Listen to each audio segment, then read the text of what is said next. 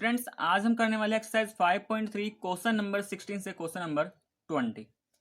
देखो question number 16 में क्या है, a sum of ₹700 is to be used to given 7 cash prizes to students of a school for their overall academic performance.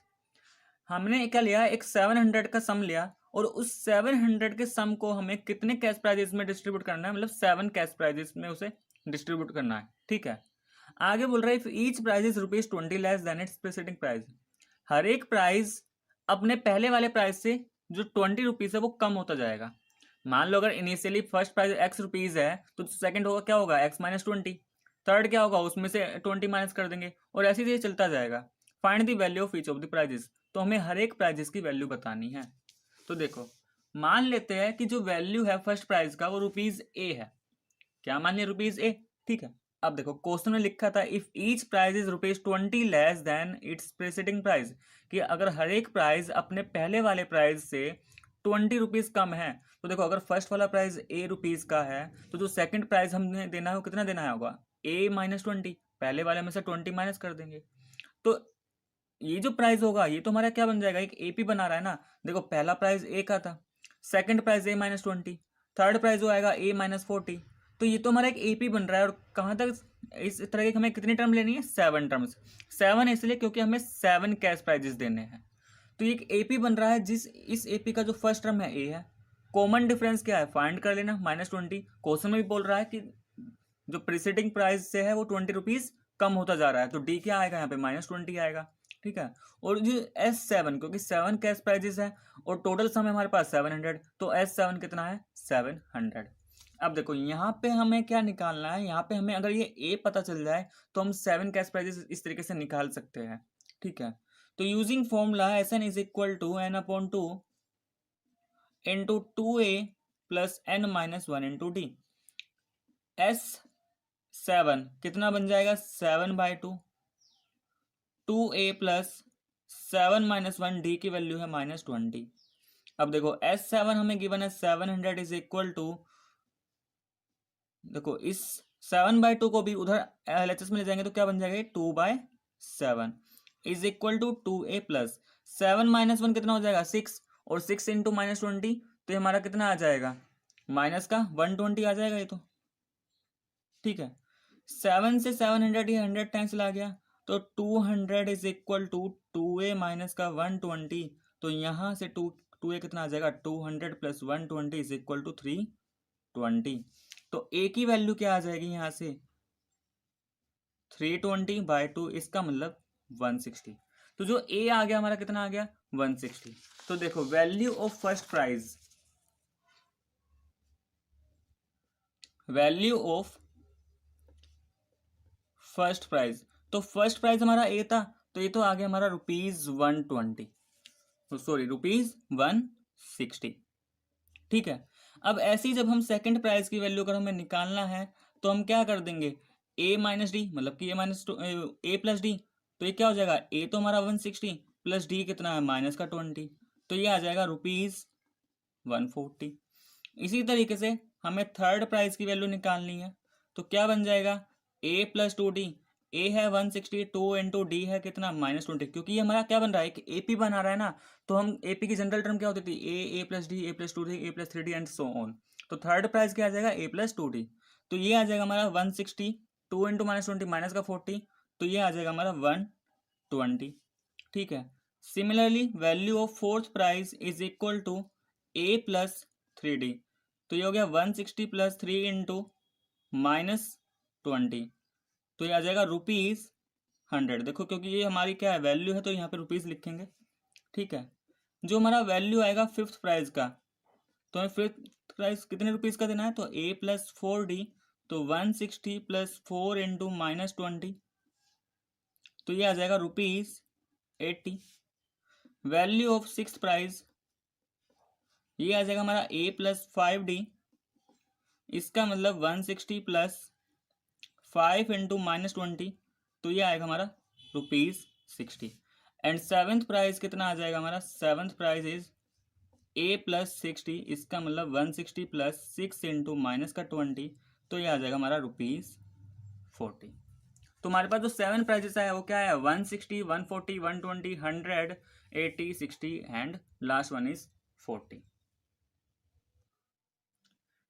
Next question number 17। देखो 17 में क्या कहा गया है, in a school students thought of planting trees in and around the school to reduce air pollution. देखो एक school में बच्चों ने क्या सोचा है, उन्होंने ट्री क्या करने हैं, प्लांट करने हैं, कुछ स्कूल के अंदर कुछ बाहर के, कुछ स्कूल के बाहर। अब देखो उन्होंने क्या सोचा, it was decided that the number of trees that each section of each class will plant will be the same as the class in which they are studying. मतलब कि जैसे a section of class first will plant one tree, अगर एक section है class first का तो वो class first का, क्योंकि वो फर्स्ट क्लास में, तो वो कितना ट्री लगाएगा, एक ट्री लगाएगा, ठीक है। और एक सेक्शन है क्लास सेकंड का, अब वो क्लास सेकंड में है तो वो 2 ट्रीज लगाएगा। मतलब जो क्लास थर्ड का है वो 3 ट्रीज लगाएगा, जो क्लास फोर्थ का है वो 4 ट्री लगाएगा। लेकिन ये जो बात चल रही है केवल एक सेक्शन की चल रही है, ठीक है। आगे बोला गया है there are 3 section of each class, हर एक क्लास के 3-3 सेक्शन है। तो हमें बताना है how many trees will be planted by the students, तो टोटल कितने ट्रीज हम प्लांटेड होंगे वो हमें निकालना है। तो देखो हर एक क्लास के क्योंकि 3 सेक्शन है, अब देखो number of trees planted by first class, अगर सिर्फ हम एक सेक्शन की बात करें तो एक सेक्शन को एक ट्री लगाना था। अब क्योंकि क्लास फर्स्ट के 3 सेक्शन है तो टोटल ट्रीज कितने लगाएंगे क्लास फर्स्ट वाले, 3 इंटू 1 इज इक्वल टू 3। ऐसी number of trees planted by second class, तो देखो सेकंड क्लास के एक सेक्शन को कितने ट्रीज लगाने थे, 2, क्योंकि वो सेकंड क्लास में तो 2 ट्रीज लगाएगा, लेकिन 2 ट्रीज एक सेक्शन लगाएगा। लेकिन सेक्शन कितने हैं सेकंड क्लास में, 3, तो 3 इंटू 2 कितना हो गया, 6 प्लांट लगेंगे टोटल। तो सेकंड क्लास टोटल कितना प्लांट लगाने वाला है, 6, ठीक है। Similarly number of trees planted by third class, अब थर्ड क्लास का एक सेक्शन 3 ट्रीज लगाएगा और टोटल सेक्शन है 3, तो टोटल प्लांट्स कितने लगाएगा, 9। तो ये जो सीक्वेंस बना ये हमारा क्या बना, 3, 6, 9 और अप टू ऐसे कहाँ तक जाएगा, 12 टर्म्स। 12 टर्म्स इसलिए क्योंकि जो क्लास है वो कहाँ से कहाँ तक है, 1 से लेकर 12 तक, तो 12 टर्म आने वाली है।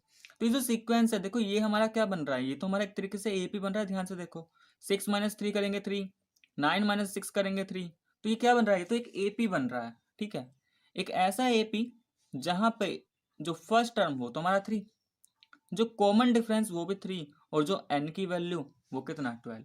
और हमें निकालना क्या है, हमें एस एन ही तो निकालना है, हमें सॉरी एस एन नहीं, हमें S12 ही तो यहाँ से फाइंड करना है, क्योंकि 12 क्लास है तो वो जो 12 क्लास है वो टोटल कितने ट्रीज लगाएंगे वो निकालना है हमें यहाँ पे।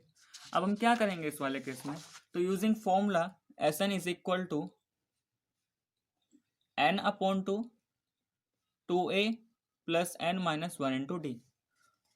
तो यहाँ से S12 कितना आ जाएगा, 12/2, 2 A की वैल्यू कितनी थी, 3, N कितना है हमारे पास 12 माइनस 1, D की वैल्यू है 3, तो 12/2 ये तो 6 हो गया, 3 2 जा 6 प्लस 12 माइनस 1 11 एंड 11 इंटू 3 33। तो कितना बन जाएगा, 6 इंटू 6 प्लस 33 कितना आ गया, 39। तो सिंप्लीफाई कर लेते हैं, 6 9 जा 54, 6 3 जा 18 प्लस 5, ये आ गया 18 प्लस 5 230। तो ये कितना आ जाएगा हमारा 234। तो इसका ना जो total number of trees planted की है, जो टोटल नंबर ऑफ ट्रीज लगे हो कितने हैं, total number of trees planted bye school, यानी कि सभी बच्चों ने जो मिलके किए वो कितने लगाए टोटल ट्रीज, 234 ट्रीज टोटल लगे हैं। तो यही हमें बताना था। Question number 18।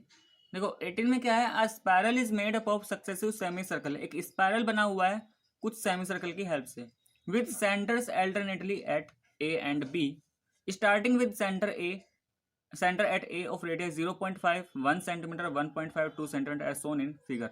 What is the total length of such a spiral made up of 13 consecutive semicircle? देखो क्वेश्चन में क्या है, हमें इस तरह का एक डायग्राम हमें गिवन है, तो ये जो डायग्राम है इसमें है क्या, ये हमारे सेमी सर्कल से बना हुआ है कुछ, मतलब यहाँ पे जो पहला सेमी सर्कल है ये है हमारा ये वाला जो ये L1 रिप्रेजेंट कर रहा है, इस सेमी सर्कल का सेंटर क्या है A और इसका रेडियस गिवन है हमें 0.5, ठीक है। फिर जो नीचे सेमी सर्कल है इसकी लेंथ L2 है और इसका सेंटर है B, मतलब जो सेंटर है वो पहले का A है, दूसरे का B, फिर तीसरे का A, चौथे का B, और ऐसे ही चलता जाएगा। तो पहले वाले सेमी सर्कल की लेंथ L1 है और रेडियस क्या है गिवन है 0.5 क्वेश्चन में, ठीक है। दूसरे वाले सेमी सर्कल के लिए लेंथ L2 हो गया और रेडियस कितना गिवन है 1 सेंटीमीटर। ऐसी थर्ड सेमी सर्कल, इसका लेंथ L3 हो गया और रेडियस हमें गिवन है 1.5। सिमिलरली फोर्थ के लिए रेडियस गिवन है 2। तो ऐसे हमारे पास 14 सेमी सर्कल है, ऐसे हमारे पास सॉरी कितने सेमी सर्कल है, ऐसे हमारे पास 13 सेमी सर्कल है। मतलब कि L1 से लेके L2 अप टू L13 इतने हमारे सेमी सर्कल है। तो हमें जो लेंथ आने वाली है ना 13 सेमी सर्कल का, इन सभी का सम हमें फाइंड करना है। तो देखो सबसे पहले तो सरकमफ्रेंस ऑफ सर्कल, क्योंकि लेंथ निकालना है तो हमें इसका सरकमफ्रेंस पता होना चाहिए। तो सरकमफ्रेंस ऑफ सेमी सर्कल क्या होगा, हमने पढ़ा है सर्कल के लिए सेमी फॉर्मूला क्या होता है सरकमफ्रेंस का 2πr। अब क्योंकि सेमी सर्कल, तो सेमी सर्कल का मतलब सर्कल का आधा, तो क्या बन जाएगा बाय 2। तो ये कितना आ गया πr। अब मान लेते हैं let L1 L2 L3 be the length of semi circle. ये जो L1 L2 L3 ये क्या है सेमी सर्कल का length, and R1 R2 R3 be the radius, और R1 R2 क्या है इन सभी का रेडियस। तो देखो यहां से पहले हम L1 निकालते हैं। तो अभी हमने फॉर्मूला पढ़ा कि जो L है length of semi circle is given by πr। तो जब हम L1 निकालेंगे तो क्या आएगा पाई इंटू R1। अब पाई ऐसे लेने देते, R1 की वैल्यू हमें गिवन है 0.5, ठीक है। तो जो L1 आने वाला है वो कितना आ जाएगा 0.5 पाई सेंटीमीटर। सिमिलरली अगर हम L2 निकालते हैं तो L2 क्या बनेगा हमारा पाई इंटू R2। तो पाई को ऐसे छोड़ेंगे अभी, R2 की जगह 1, तो L2 कितना आएगा हमारा 1 पाई सेंटीमीटर। सिमिलरली L3 अगर निकालते हैं तो पाई इंटू R3, तो ये कितना बन जाएगा पाई इंटू 1.5, तो L3 हमारा आ गया 1.5 सेंटीमीटर। और ऐसे ही ऐसे हमारा चलता जाएगा कहाँ तक ये, तो हमें क्या निकालना है L1 L2 L3 up to कहाँ तक है L13। तो ये तो हमारा एक सीक्वेंस बन रहा है। सीक्वेंस क्या बन रहा है हमारे पास, ये जो सीक्वेंस बन रहा है हमारे पास, पहला L1 कितना आया था 0.5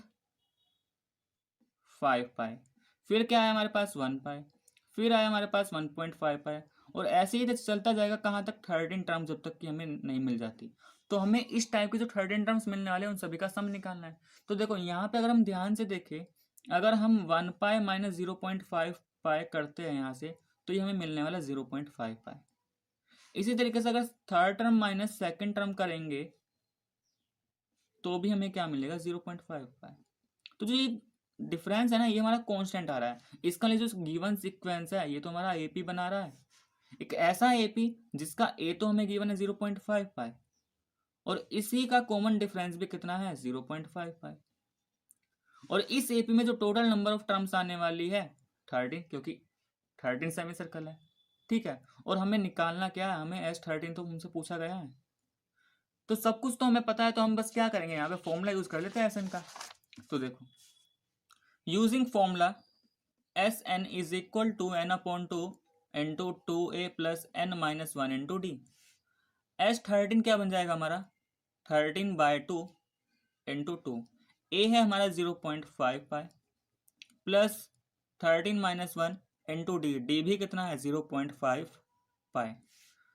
ये 13/2 अभी ऐसे रहेगा, 2 इंटू 0.5 पाई करेंगे तो ये आ जाएगा हमारा 1 पाई, प्लस 13 माइनस 1 12, एंड 12 इंटू 0.5 करेंगे तो ये आ जाएगा 6 पाई। तो ये कितना आ गया 13/2 इंटू 1 पाई प्लस 6 पाई, ये आ गया 7 पाई। पाई की वैल्यू यहाँ पे पुट कर देंगे तो 13/2 7 इंटू 22/7। तो देखो 7 से 7 चला गया, 2 से 22 11 टाइम्स। तो यहाँ पे S13 कितना आ गया, ये आ गया हमारे पास 143। तो हम क्या लिखेंगे यहाँ पे लेंथ ऑफ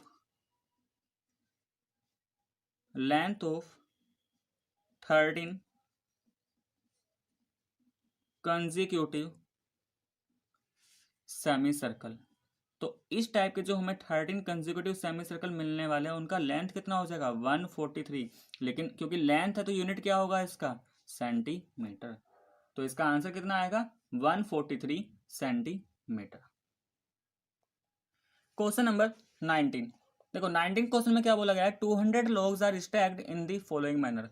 हमारे पास 200 लॉग्स रखे हुए हैं, और किस तरीके से रखे हुए हैं 20 लॉग्स इन दी बॉटम रो कि जो बॉटम रो है उसमें 20 लोग्स रखे हुए हैं, ठीक है। 19 इन दी नेक्स्ट रो, इससे ऊपर वाले में 19 लोग्स है। देन 18 इन दी नेक्स्ट रो, इसके ऊपर वाली 18 में है, और इसी तरीके से चलता जाएगा। मतलब देखा जाए तो एक एक का डिफरेंस आ रहा है ना। तो अगर यहाँ पे 20, यहाँ पे 19, यहाँ पे 18, तो इसके बाद जो रो आएगी उसमें कितने होंगे 17, देन 16, देन 15, और ये ऐसे चलता जाएगा, ठीक है। और इस तरीके से कितने रखे हुए हमारे पास 200। तो हमें यहाँ पे बताना है in how many rows are the 200 logs placed, कि ऐसी कितनी रोज बनेंगी कि जिससे हमारे जो लोग्स है वो 200 बन जाए। And how many logs are in the top row, और जो लास्ट वाली रो होगी, जो लास्ट वाली रो होगी वो फोर्थ फिफ्थ जो भी होगा, उस रो में कितने लोग्स रखे हुए हैं वो भी हमें बताना है। तो देखो यहाँ पे भाई मान लेते हैं हमने फर्स्ट रो, ये नीचे वाली रो को माना कि जो सबसे नीचे रो है उसमें 20 रखे हुए थे। सेकंड रो मतलब जस्ट ऊपर जो है उसमें 19, थर्ड रो 18। तो ये तो हमारा एक ध्यान से देखा जाए तो इसमें 1 1 का डिफरेंस होता है, 1 1 कम हो रहा है ना। तो डी क्या है यहाँ पे -1, तो ये तो हमारा एक क्या बन रहा है, एक एपी बन रहा है। तो ये जो गिवन सीक्वेंस है ये तो हमारा एपी बन रहा है 20, 19, 18, और ये ऐसे ही चलता जाएगा, ठीक है। अब हमसे बोला गया है कि ये एपी तो बन रहा है, तो एपी में क्या है यहाँ पे, ए तो 20 हो गया, डी क्या हो जाएगा 90 - 20 -1, कि हमारे पास इस तरीके से जो लोग्स रखे हुए हैं उन सभी का सम कितना है 200। तो मान लेते हैं लेट हमारे पास n रोज है, ठीक है, इस तरह की, कि मान लेते हैं जो 200 लोग्स है वो n रोज में रखे हुए हैं, तो ऐसा क्या बन जाएगा 200। अब क्या करना है, बस यहाँ से हमें n पता चल जाए, क्योंकि अगर हमें n पता चल गया तो हम उस लास्ट रो में कितने लोग्स है वो भी निकाल लेंगे यूजिंग फॉर्मूला an। तो देखो S N is equal to क्या होता है, n/2 into 2a plus n-1 into D. S N कितना है हमारे पास 200, n तो हमें फाइंड करना है, ठीक है। a की वैल्यू हमें पता है 20 प्लस n-1 डी की वैल्यू भी हमें पता है -1। सिंप्लीफाई कर लेते हैं इस 2 को, हम इधर ले जाते हैं, तो ये हमारा कितना बन जाएगा 2 into 200 is equal to n bracket 2 into 20 40, -1 की n के साथ करेंगे तो माइनस का n, और -1 की -1 के साथ करेंगे प्लस का 1। तो ये कितना बन जाएगा 400 is equal to n into 40, देखो 40 प्लस 1 41 माइनस का n। सिंप्लीफाई कर लेते हैं 400 is equal to 41n minus n square. इन दोनों टर्म को एलएचएस में लेके आएंगे तो हमारे पास एक क्वाड्रेटिक इक्वेशन आ गई n में, तो n square -41 plus 400 is equal to 0। Now with the help of quadratic equation या स्प्लिटिंग द मिडल टर्म हम क्या करेंगे, यहाँ से n की वैल्यू को निकालने की कोशिश करेंगे। तो देखो अगर हमें स्प्लिटिंग द मिडल टर्म लगाना है तो सबसे पहले ये जो क्वाड्रेटिक बन रहा है n में बन रहा है, तो n स्क्वायर का कोफिशिएंट क्या है 1 है, और कांस्टेंट टर्म क्या है 400। तो जो प्रोडक्ट आ रहा है 400, ठीक है। तो करना क्या है, इस 400 के इस तरीके से फैक्टर करने हैं कि उन सभी का सम, क्योंकि प्रोडक्ट क्या है यहाँ पे पॉजिटिव, तो उन दोनों का सम क्या आ जाए 41। तो देखो अगर हम 25 इंटू 16 करते हैं, 25 इंटू 16 करेंगे तो 400 मिलेगा, और 25 प्लस 16 करेंगे तो 41 भी मिलेगा। लेकिन हमें तो माइनस चाहिए, तो हम क्या करेंगे, जो भी हमें ये फैक्टर मिले हैं 25 16 दोनों के आगे माइनस लगा देंगे। तो -29 वो -25n and -16n plus 400 is equal to 0। तो देखो पहले वाले दोनों में से, इन दोनों में से n कॉमन, तो क्या बचेगा हमारे पास n-25। यहाँ से हमारे पास माइनस का 16 कॉमन, तो हमारे पास क्या रह गया है n-25 is equal to 0। n-25 तो दोनों ब्रैकेट में सेम आ रहा है, तो ये ब्रैकेट तो बाहर चला जाएगा, तो सेकंड ब्रैकेट में क्या आ गया n-16 इज इक्वल टू 0। तो दो पॉसिबिलिटीज बन जाती है कि या तो n-25 0 हो जाए, तो या तो n-25 0 हो जाए, या फिर n-16 0 हो जाए। तो देखो अगर n-25 0 तो n की वैल्यू क्या 25, और यहाँ से n की वैल्यू क्या। अब यहाँ से दो आंसर निकल के आया कि या तो हमारे पास 25 रोज हो जाए ऐसी, या 16 रोज। तो देखो ऐसा तो पॉसिबल नहीं है कि अगर 25 रोज में हम 200 रखेंगे तो 16 रोज में 200 कैसे आ जाएंगी। इनमें से आंसर तो एक ही सही आने वाला है। तो हम क्या करेंगे कि जो ये लास्ट रो है n-25 का मतलब क्या है कि इसके अंदर टोटल 25 रोज बनने वाली है, तो हम यहाँ से a-25 निकाल लेते हैं। तो देखो हमने पढ़ रखा है formula a plus n-1 into D. तो a-25 का मतलब क्या है कि जो लास्ट रो है ना, सबसे लास्ट रो, उस रोज में कितने लोग आने वाले हैं। तो देखो ए हमें कितना गिवन था 20, अब एन की वैल्यू इस केस में क्या हो जाएगी, क्योंकि ए 25 निकल 25, और डी की वैल्यू क्या है -1। तो देखो ये आएगा 20, 25 -1 कितना 24, एंड 24 इंटू -1 माइनस का 24, तो ए 25 क्या आएगा -4। ऐसे ही अगर मैं इससे निकालता हूँ तो ए 16 अगर निकालेंगे तो क्या बनेगा, ए प्लस n-1 इंटू डी। तो देखो ये आएगा हमारे पास 20, 16 -1 कितना 15, एंड 15 -1 इंटू -1 माइनस का 15, तो ए 16 क्या आएगा 5। तो देखो अगर हम ये मान के चलते हैं कि हमारे पास 25 रोज है, तो जो लास्ट रो है उसमें हमारे पास -4 लोग आते हैं, जो पॉसिबल ही नहीं है, क्योंकि लोग्स क्या है, एक हमारा क्वांटिटी है, ठीक है, वो क्या है हमारे पास एक काउंटिंग नंबर्स है कि हमारे पास 10 हो सकते हैं, 20 हो सकते हैं, लेकिन नेगेटिव में तो नहीं हो सकते। तो इसका मतलब n इक्वल टू 25 पॉसिबल नहीं है, और जब n 25 पॉसिबल नहीं है तो a 25 ये भी पॉसिबल नहीं है। तो जो यहाँ पे नंबर ऑफ रोज आने वाली है वो हमारे पास 16 रोज आएंगी, और जो लास्ट रो है उसमें जो नंबर ऑफ लोग्स आने वाले वो 5 आएंगे। तो हम क्या लिखेंगे, therefore total number of rows, total number of rows are 16 and number of logs in last row is 5। ठीक,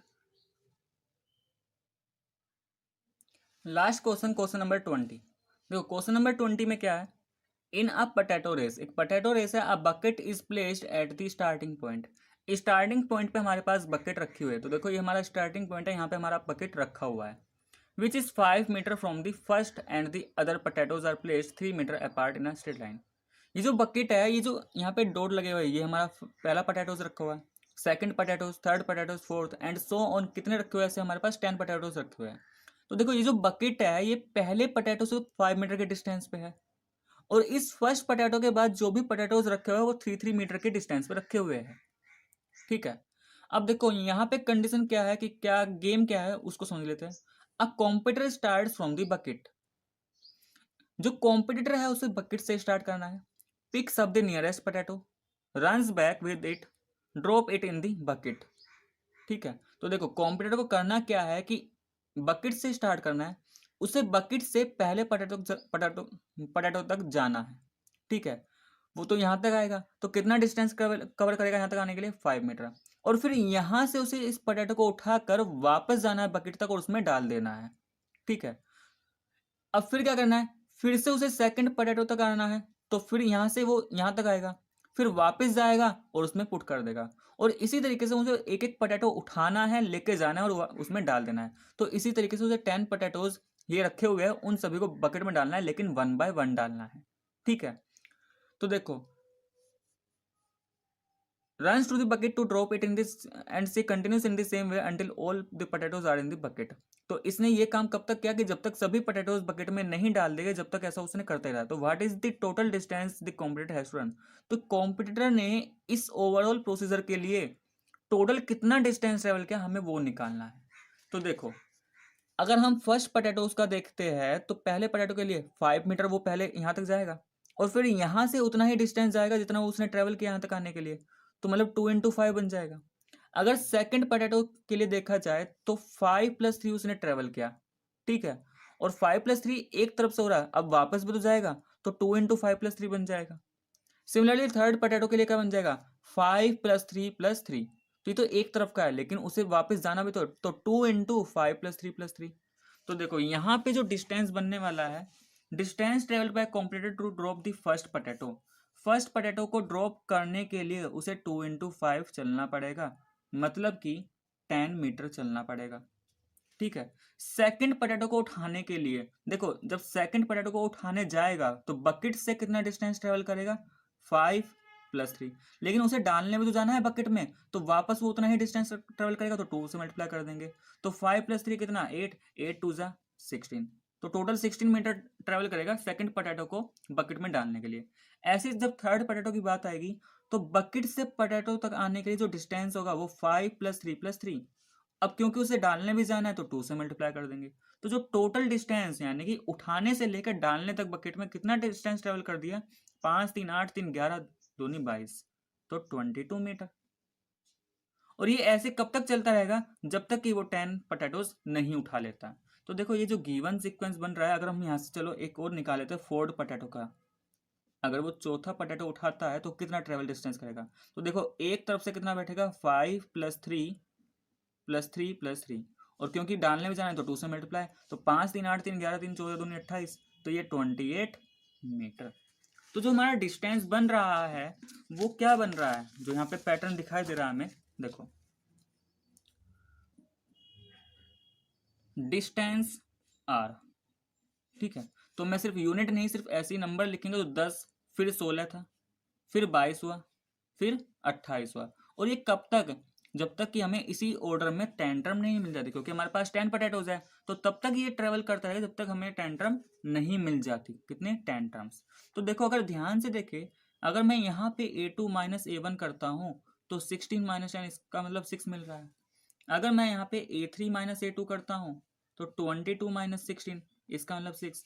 और अगर मैं यहाँ पे A4 - A3 करता हूँ तो 28 - 22 = 6। तो जो गिवन सीक्वेंस है वो तो हमारा AP बन रहा है। गिवन सीक्वेंस क्या बन रहा है, AP। एक ऐसा AP जिसका जो A है वो तो 10 है, जो D है वो हमारे पास 6 है, और ऐसे कितने टर्म्स है यहाँ पे, 10 टर्म्स। 10 टर्म्स इसलिए क्योंकि हमारे पास 10 पोटैटोज है। तो हमें निकालना क्या है, हमें ये S10 ही तो फाइंड करना है, क्योंकि ये हमारी क्या है, डिस्टेंस। पहले पोटैटो को ड्रॉप करने के लिए जो डिस्टेंस ट्रेवल की 10 मीटर थी, सेकंड पोटैटो को ड्रॉप करने के लिए जो डिस्टेंस ट्रेवल की 16 मीटर। तो ऐसे हमें 10 पोटैटो ड्रॉप करने हैं, तो सभी का सम ही तो निकालना है, सभी डिस्टेंस का। तो हमें S10 निकालना है बस। तो using formula Sn = n/2 × 2a + n - 1 × d। तो ये फॉर्मूला तो हमें पता ही है, सब कुछ हमारे पास है, बस वैल्यू पुट कर देनी है। तो n की वैल्यू 10, a की वैल्यू भी 10 ही है, n फिर से 10, और d कितना है हमारे पास, 6। तो सिंप्लीफाई कर लेते हैं, 10/2 कितना हो जाएगा, 5, 2 10 जा 20, 10 - 1 9, and 9 × 6, 9 6 जा 54। तो कितना आ जाएगा ये, 5 × 74। तो यहाँ से S10 कितना आ जाएगा, तो 5 4 जा 20, 5 7 जा 35, 37। तो S10 आ गया 370। तो क्या लिखेंगे, total distance, total distance travelled by competitor. तो जो कॉम्पिटिटर है उसने टोटल डिस्टेंस कितना ट्रेवल किया, 370। अब क्योंकि डिस्टेंस है तो यूनिट तो बनता है, तो यूनिट क्या आएगा, मीटर। तो स्टूडेंट्स ये था हमारा एक्सरसाइज 5.3। तो अगर आपको मेरा वीडियो पसंद आया तो प्लीज़ वीडियो को लाइक करें, शेयर करें और कमेंट करके ज़रूर बताएं। और स्टूडेंट्स अगर आपको ये सभी नोट्स चाहिए जो मैं लिख रहा हूँ, तो इस नोट्स को लेने के लिए आप मेरे टेलीग्राम चैनल को ज्वाइन कर सकते हो। टेलीग्राम चैनल का नाम है मैथ्स लर्निंग प्लेस, और वहाँ पे डाल देना आगे 10, ठीक है। तो आपको 10th क्लास के जितने भी नोट्स हैं जो मैं लिख रहा हूँ वो सभी वहाँ पे आपको प्रोवाइड हो जाएंगे।